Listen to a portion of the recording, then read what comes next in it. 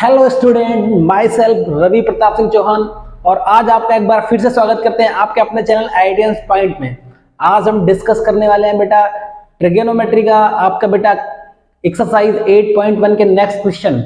आज हम देखेंगे बेटा क्वेश्चन नंबर 9 और क्वेश्चन नंबर 10 इजीली देखेंगे और ये आपको वीडियो देखने के बाद बेटा आपको सारा क्लियर हो जाएगा आपका। तो फिर स्टार्ट करते हैं क्वेश्चन नंबर 9। दिखा क्या है बेटा, आपको यहाँ पे दिख रहा होगा in triangle ABC right angle at B, right angle at B. तो क्या एक ट्रायंगल लेना है बेटा आपको। सबसे पहले ट्रायंगल अपन ले लेते हैं, कंसीडर कर लेते हैं। एक ट्रायंगल अपन कंसीडर करते हैं। यहाँ पे एक ट्रायंगल कंसीडर किया अपन ने। यहाँ पे उस पर एक चीज याद रखनी, राइट एंगल एट बी पे बोला है तो राइट एंगल एट बी मतलब बी यहाँ पे होना चाहिए राइट एंगल पे। अब ए इधर लेट कर लो, ए सी इधर मान लो, ठीक है बेटा। उसके बाद बोल क्या रहा है, tan इज इक्वल टू 1/√3 दिया गया है। tan a is equal to 1/√3 बेटा। tan होता है परपेंडिकुलर अपॉन बेस, ये परपेंडिकुलर होगा, बेस ये होगा। क्लियर? चलो ये आपका tan परपेंडिकुलर है बेटा, परपेंडिकुलर। अब सबसे पहली बात हमने कहा था ये एंगल बड़ा इंपॉर्टेंट है बेटा। एंगल इंपॉर्टेंट तो एंगल पर ध्यान दो।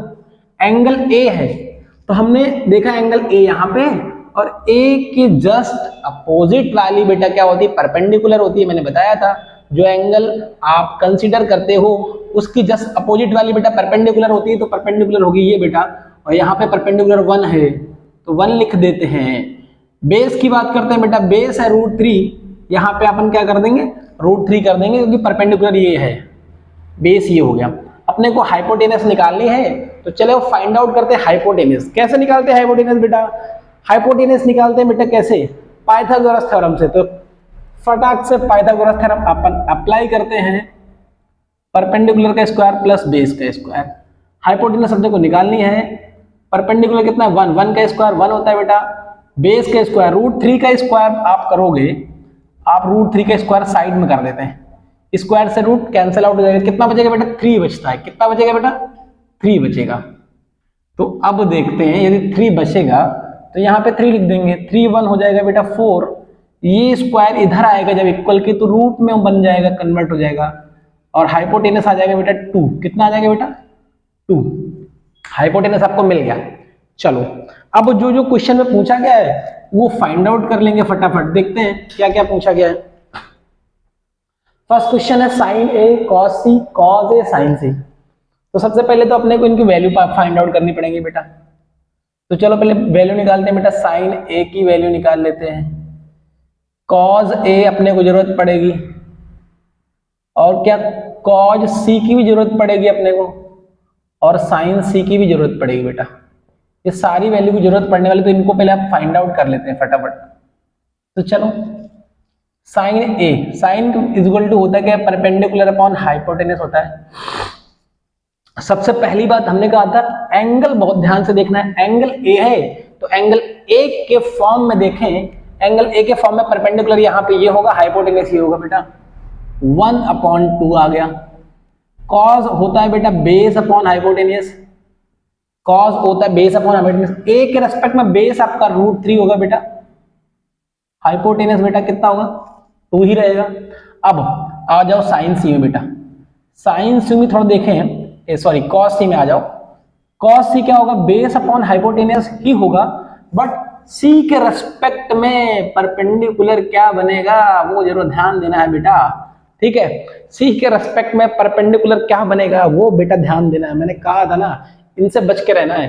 अब सी के रेस्पेक्ट में परपेंडिकुलर होगा बेटा √3। क्या होगा? √3, क्योंकि सी एंगल कंसीडर किया है, परपेंडिकुलर बन गया √3 तो बेस बनेगा ये। तो बेटा यहाँ पे ध्यान से देखो, अपने को चाहिए बेस, बेस कितना है यहाँ पर 1, हाइपोटेनस कितना है 2। ठीक है बेटा, अब बात करते हैं किसकी, साइन सी। परपेंडिकुलर अपॉन हाइपोटेनस ही होगा, बट सी के रेस्पेक्ट में परपेंडिकुलर कितना है √3 और हाइपोटेनस कितना है बेटा 2। ये सारी वैल्यू निकाल लिया अपन ने बेटा। अब फास्ट वो फाइंड आउट करते हैं जो आपको पूछा गया है। फर्स्ट नंबर में पूछा गया है बेटा sign A cos C plus cos A into sine C. Clear. Sign ए की वैल्यू देखो बेटा क्या है 1/2 है, रख दो बेटा, इनटू कॉट सी, बेटा ये मल्टीप्लाई का ही साइन होगा यहाँ पे, डॉट का मतलब कॉट सी की वैल्यू कितनी बेटा 1/2, तो 1/2 आ गई, प्लस कॉस ए कितना है बेटा √3/2, √3/2 आ गया, इनटू साइन सी कितना है बेटा, साइन सी है √3/2, बेटा ये मल्टीप्लाई होकर जाएगा 1/4, ये हो जाएगा √3 अपॉन, हाँ बेटा √3 अपॉन यहाँ पे इसकी वैल्यू 2 है और 2 2 4, ये बेटा आपस में ऐड हो जाएंगे 4/4, ये कट जाएगा 1 आ जाएगा, कितना आ गया बेटा 1। ठीक है, आई होप इतना क्लियर हो गया होगा आपका। अब बात करते हैं सेकंड क्वेश्चन में क्या करना है, cos A cos C minus sine A into sine C, fast देखते हैं फटाफट। cos A की वैल्यू अपने को पता है बेटा क्या है, cos A √3/2 multiply cos C, बेटा cos C देखो कितना है 1/2 माइनस साइन A कितना है बेटा, साइन A 1/2, साइन C कितना है बेटा, साइन C है √3/2 बेटा। इसको थोड़ा सॉल्व कर लेते हैं आगे बेटा, ये हो जाएगा √3 1 √3 और 2 2 4 माइनस √3 1 √3 2 2 4, ये इससे कट जाएगा क्योंकि एक प्लस का एक माइनस का, बेटा आंसर कितना आएगा 0, तो सेकंड वाले का आंसर 0 और फर्स्ट वाले का आंसर बेटा 1, कितना आया बेटा 1। आई होप क्लियर हो गया होगा आपका 9 नंबर क्वेश्चन। स्टार्ट करते हैं अब 10 नंबर क्वेश्चन, बहुत इजी है, आप इजीली कर सकते हो।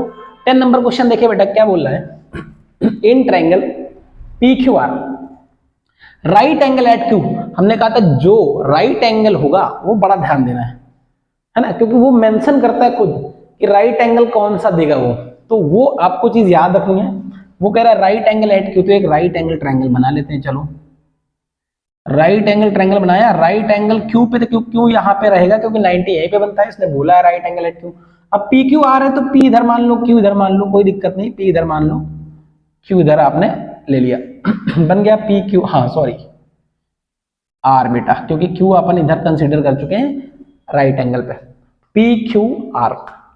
चलो अब यहां पे बड़ा मुश्किल, PQ की वैल्यू आपको पता है कितना,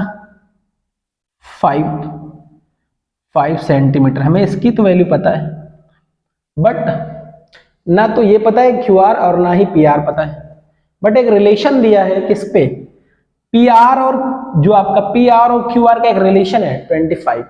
तो एक काम कर सकते हैं अपन यहां से, क्या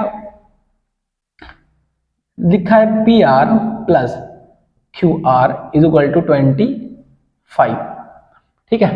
तो अब एक काम कर सकते हो, चाहो तो एक इसको थोड़ा इजी करने के लिए अपन ये भी कर सकते हैं, आप चाहो तो यहां से वैल्यू निकाल सकते हो किसकी बेटा, PR की या QR की, या फिर एक काम कर लो, हम और इजी करना चाहे तो इन दोनों में किसी को एक को X सेलेक्ट कर लो, क्या कर लो बेटा, X सेलेक्ट कर लो। हमने मान लो PR को X सेलेक्ट किया है ना, PR को X सेलेक्ट किया तो बेटा X plus QR is equal to हो जाएगा 25। अब यहां से यदि QR की वैल्यू अपन निकालें तो QR की वैल्यू आ जाएगी बेटा कितनी, 25 माइनस एक्स, कितनी आ जाएगी बेटा 25 माइनस एक्स। हमने PR को let PR is equal to x let कर लिया PR x लेट किया तो PR के प्लेस में x आएगा बेटा, plus QR equal to 25, QR की वैल्यू निकालेंगे तो x उधर जाएगा 25 माइनस एक्स, मतलब जो QR होगा वो आपका आ गया 25 माइनस एक्स, ये आ गया आपका 25 माइनस एक्स। चलो अब अच्छा PR आप ध्यान से देखें, PR के बारे में यदि देखें, PR अपने को चाहिए, PR तो x है, क्या है x, क्योंकि x हमने PR को एज्यूम कर लिया है। अब इस पे लगाते हैं पाइथागोरस थ्योरम, तो बेटा बाय पाइथागोरस थ्योरम, आपको पता है पाइथागोरस थ्योरम जब लगाओगे तो आप हाइपोटेनस का स्क्वायर होगा बेटा इज इक्वल टू परपेंडिकुलर का स्क्वायर प्लस बेस का स्क्वायर।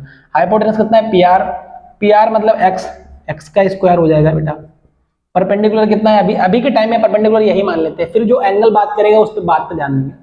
परपेंडिकुलर ये मान लेते हैं 25 माइनस एक्स का होल स्क्वायर प्लस बेस कितना 5 का स्क्वायर हो जाएगा 25, ठीक है। डायरेक्ट कर दिया, इसमें आप चाहो तो 5 का स्क्वायर करके भी लिख सकते हो, चाहो तो आप ऐसे लिख दो, कोई दिक्कत नहीं, 5 का स्क्वायर बेटा, ये एक्स स्क्वायर हो गया, a माइनस बी का होल स्क्वायर सबको आता होगा बेटा 525 का स्क्वायर बेटा होता है 625 प्लस बी स्क्वायर मतलब एक्स का स्क्वायर बेटा हो जाएगा एक्स स्क्वायर माइनस 2ab, 25 दूनी 50, 2a और b, और ये हो जाएगा 5 का स्क्वायर 25 बेटा। इसको इसके साथ ऐड करो, x square is equal to ये 25 25 हो जाएगा 625 25 हो जाएगा 650, और बेटा ये प्लस का एक्स स्क्वायर माइनस का 50x। ध्यान से देखो बेटा, तो ये इससे कट जाएगा। क्यों कट जाएगा बेटा? क्योंकि अब यदि ये वैल्यू प्लस में उधर जाएगी तो माइनस में, और ये प्लस और वो माइनस, खत्म। इधर इक्वल के इधर और उधर सेम सेम वैल्यू कट जाती बेटा। इधर बचा 0, इधर क्या बचा बेटा 0। ये माइनस का 50x इधर आएगा तो प्लस का 50x हो जाएगा बेटा, प्लस का 50x इधर आया 650। x इज इक्वल टू कितना हो जाएगा बेटा, ये डिवाइड में चला जाएगा 650 अपॉन 50, ये कट जाएगा बेटा 5 13 65। x की वैल्यू आ गई 13, x की वैल्यू आ गई 13। तो आप यदि इसको निकालें आप तो 25 माइनस 13 आपको पता है ये बेटा आ जाएगा 12। कितना आ गया? ये जो QR आ गया बेटा आपका, ये जो QR आ गया है वो आ गया 12, QR आ गया 12। ये कितना आया? x आया बेटा 13, ठीक है, x आया 13, मतलब अब सारी वैल्यू अपने को मिल गई बेटा। PR मिल गया कितना 13, और जो आपका QR है बेटा वो मिल गया 12। ये आपको दिख रहा है, PQ आपको दिख रहा है। अब जो निकालने के लिए बोला है वो निकालते हैं फटाफट। बोला गया साइन P निकालने के लिए बोला है, कॉस P बोला गया है, और tan P। बहुत इजी है ये तो। देखो बेटा, साइन P का मतलब परपेंडिकुलर अपॉन हाइपोटेनियस, कॉस मतलब होता है बेस अपॉन हाइपोटेनियस, tan मतलब होता है परपेंडिकुलर अपॉन बेस। बट किस एंगल के रेस्पेक्ट में काम कर रहा है वो आपको बहुत ध्यान देना है। सबसे पहली बात, P एंगल के रेस्पेक्ट में काम कर रहा है तो एंगल P ये है, P के रेस्पेक्ट में परपेंडिकुलर ये होगा, कौन बेटा? परपेंडिकुलर होगा QR। P के रेस्पेक्ट में परपेंडिकुलर बेटा QR होगा, ये आपको याद रखना है, हमने आपको बार बार बताया है। तो sine P perpendicular upon hypotenuse, perpendicular QR होगा, QR की वैल्यू 12 है बेटा, और हाइपोटेनस कितना है बेटा? ये तो यही रहता है 90 के अपोजिट वाली, आपको बताया था मैंने, 12/13 बेस अपॉन हाइपोटेनस। P के रेस्पेक्ट में बेस तो बेटा ये रहेगा आपका नीचे वाला ही, क्योंकि परपेंडिकुलर ये है, तो 5 अपॉन हाइपोटेनस कितना हो जाएगा बेटा इसका 13, 5 upon 13। Clear? tan P perpendicular upon base, P perpendicular बेटा आपका 12 रहेगा, और बेस जो आपका हो जाएगा बेटा वो आपका हो जाएगा 5, 12/5। क्लियर? फिर से एक बार सकते हैं, परपेंडिकुलर अपॉन बेस, P के रेस्पेक्ट में परपेंडिकुलर 12 होगा, बेस आपका 5 हो जाएगा, ठीक है। cos P base upon hypotenuse, base कितना है बेटा यहाँ पे परपेंडिकुलर, P के रेस्पेक्ट में बेस 5, हाइपोटेनस 13। क्लियर हो गया? ये क्वेश्चन नंबर 10 भी हो गया, ठीक है। क्वेश्चन नंबर 11 कराने की जरूरत है नहीं, बहुत इजी है, आप कर सकते हो, ठीक है।